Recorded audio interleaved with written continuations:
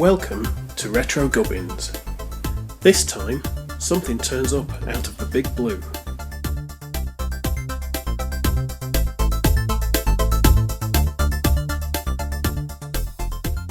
Welcome back. Whilst I wait for some parts for the Wooden Spectrum project, one of which is coming from the Czech Republic because they're out of stock here, I thought I'd move on to something else from the pile in the corner of the room, and in this case it's the IBM 5150, which is a bit of a beast. It's a bit of a dirty beast. Well, that sounds wrong.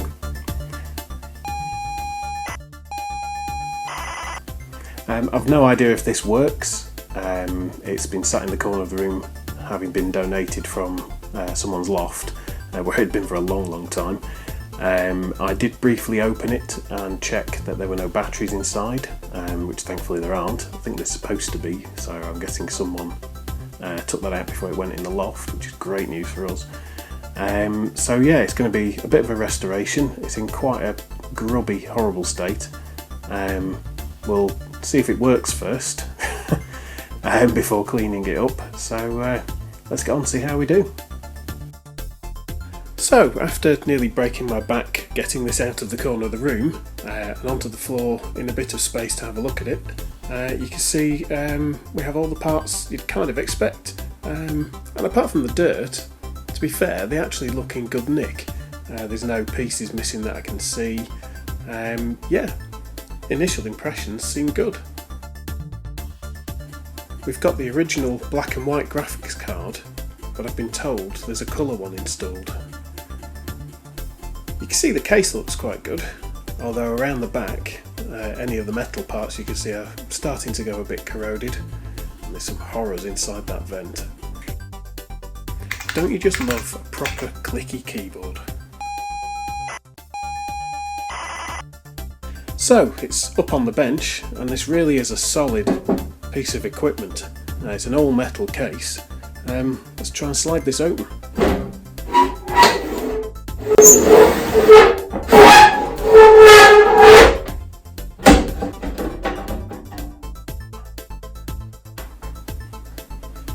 Oh, there's a date code inside the case. 21st of July 1986. So I'd have just been coming up for my 10th birthday. This puts it around about the 5th year of production.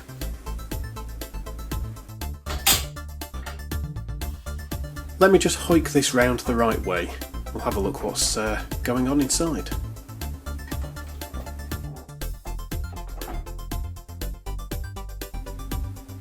And here's what she looks like inside. We have the rather large floppy drive, the power supply, the processor, and currently an empty socket for a maths coprocessor, which I have ordered. We have the cassette and the keyboard DIN sockets on the rear of the machine. We have a large number of RAM chips. We have the BIOS, and we have 5 8-bit ISA expansion slots. Oh, and dust. Lots of dust.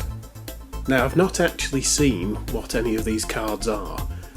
Obviously the first one on the right is the floppy controller, as I can see where the cable goes. But the other cards, obviously there's a graphics card in there somewhere. I expect a network card. I've no idea what the others are. We'll no doubt find out as we dig more into the machine. So, I've poked my head around inside and nothing looks loose or broken or corroded, so stuff it, let's turn it on. So I've temporarily connected everything back up again. I guess this is the moment of truth.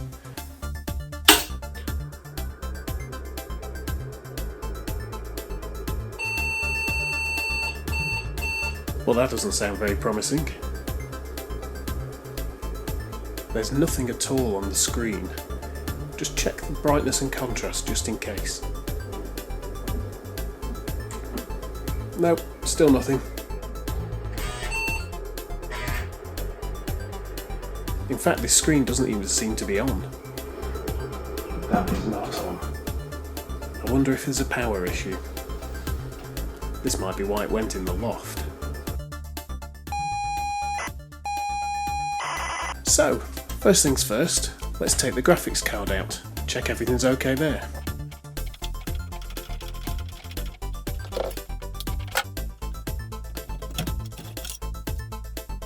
That is one pretty card, but the eagle-eyed amongst you may have noticed it's not a graphics card. Turns out, after some googling, this is in fact a network card. So let's take out the only other card that has the same connector on it, see what that is.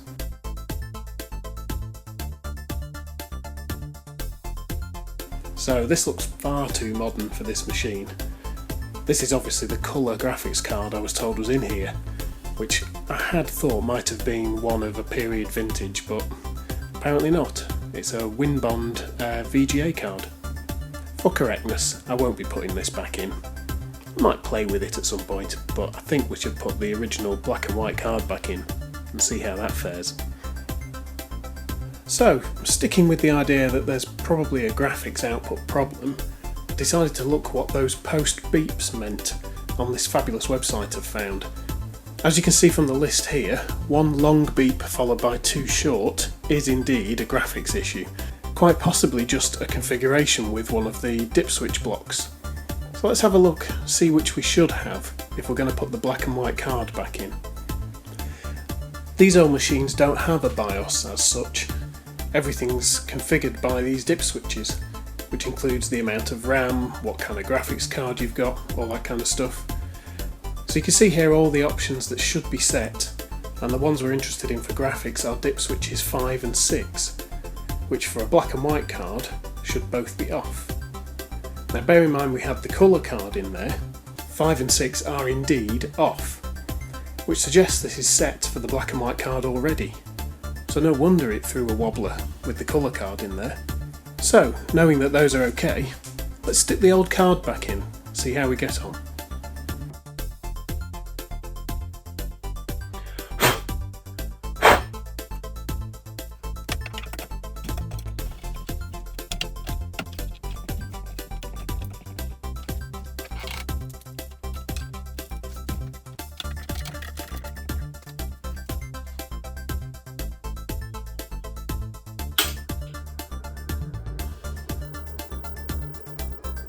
Oh, life! Let's zoom in quick, see what's going on. Cryptic numbers. It's like an episode of Lost. And hurrah! This looks very good. Looks like the keyboard's not working. Let's return to those cryptic numbers we saw a moment ago, see if that gives any clues. After a bit of research, it turns out that we've got two sets of numbers here. The bottom one is why we can't type. A 301 error is a keyboard error. Now normally there's a code ahead of the 301, which is why we have a space, and that code is which key is stuck or broken. Given there's no code, it means it can't see the keyboard. We'll come on to that in a moment. Interestingly, the code at the top, the 201 code, is a RAM error, where the 4 digits ahead of that specify which block of RAM and which part of that block is broken. The interesting bit is that our block 40, or 40 hex, according to the documentation, means an additional RAM card. So now we know what one of the cards in the system is. Let's start by investigating the keyboard error. Find out why it can't see the keyboard at all.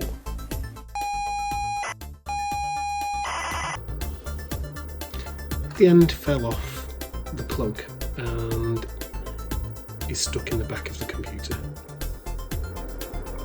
Okay.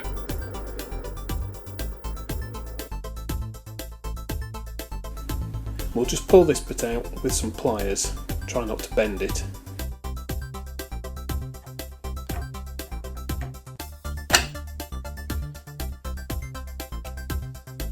Some assembly required.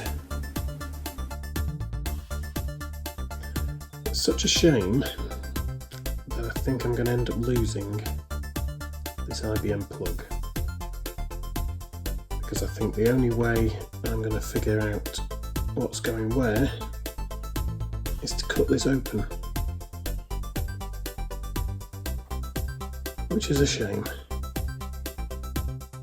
Okay, so I've managed to split this down the back away from the IBM logo in the hope I can reuse this once I've found a way of fixing it.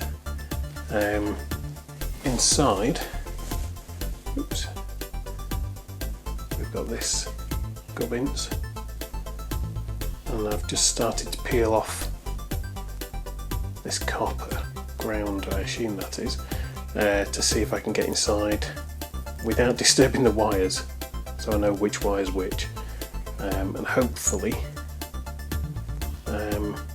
well, hopefully something. We'll see if I can fix it. If I can just get these pieces back through. I mean, it's quite beaten up, this. My guess is someone's pulled this out by the cord and left this in at some point and just wedged it. So yeah, we'll see how we do.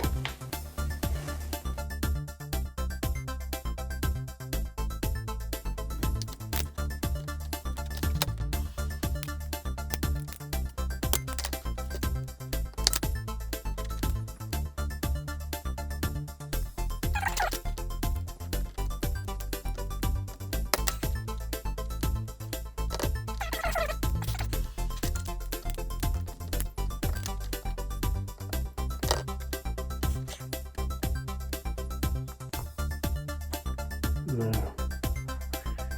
See, the problem is they've all disappeared. There's nothing in these holes. I can't even scope them out from end to end. They've just all been yanked. I was kind of hoping I'd be able to see something useful in here, but it's just a big blob. Oh, you bugger. I think what I'm going to do is cut that, solder to these for now, try and figure out which one's which.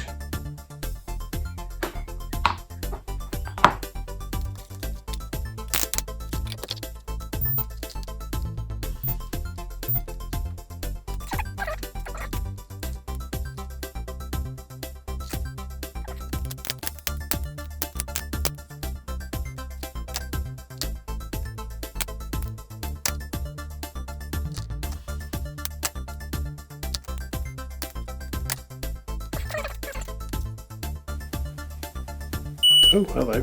That one does. Okay. We're off. So that is number... Why don't they number these in a sensible order? Why don't they number these... Why have they written the numbers backwards? Right, that's number 4. So 4 is red. I'm going to need a piece of paper. Okay, so that's one down. I now have a diagram. Let's see if we can find anything in the next one.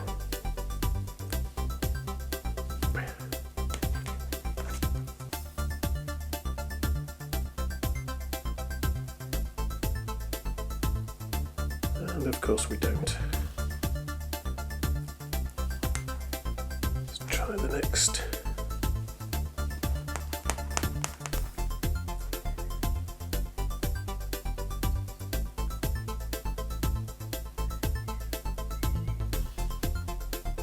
Oh, come on, I can't just get one.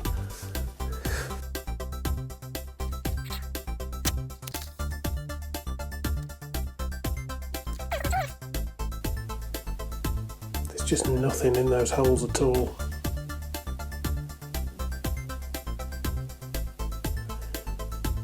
Oh, what a shame. Right, I think I'm going to have to ask Mr. Google.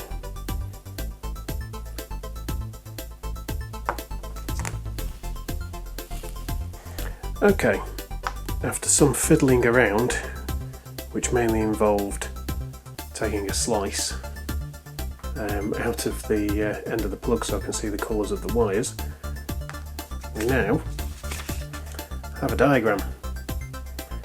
So I guess it's time to break out the soldering iron and see if I can make anything that, well, that works without falling apart. So here we go. Okay, so the first thing I'm going to try and do is clean up the ends of these pins to give me something to solder to. So let's give that a whirl. Should be interesting. My soldering skills are somewhat lacking. So I'm just going to clean the ends up with a bit of fresh solder in the hope that I can then get the gunk out with my solder sucker.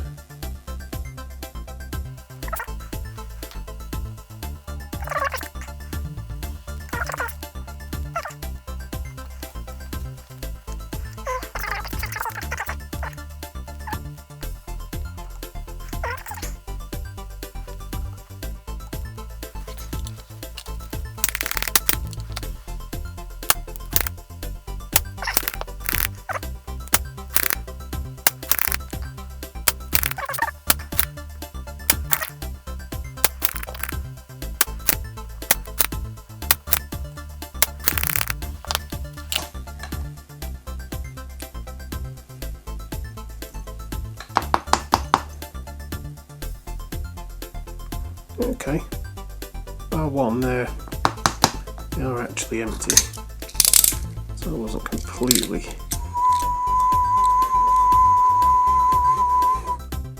We apologise for the loss in programming, but some pillock forgot to plug the camera in. We now return you to your usual program. Okay, so rather annoyingly while I was doing that, my camera went off. So since it disappeared, what I've managed to do, oops, I'm not sure if I can get this to work correctly in the camera, but no, it's a little bit fuzzy. You get the idea. I've managed to solder somewhat crudely into each of those, so looks okay to me. I'm going to just double check my wiring and then I'm going to give it a go. Fingers crossed.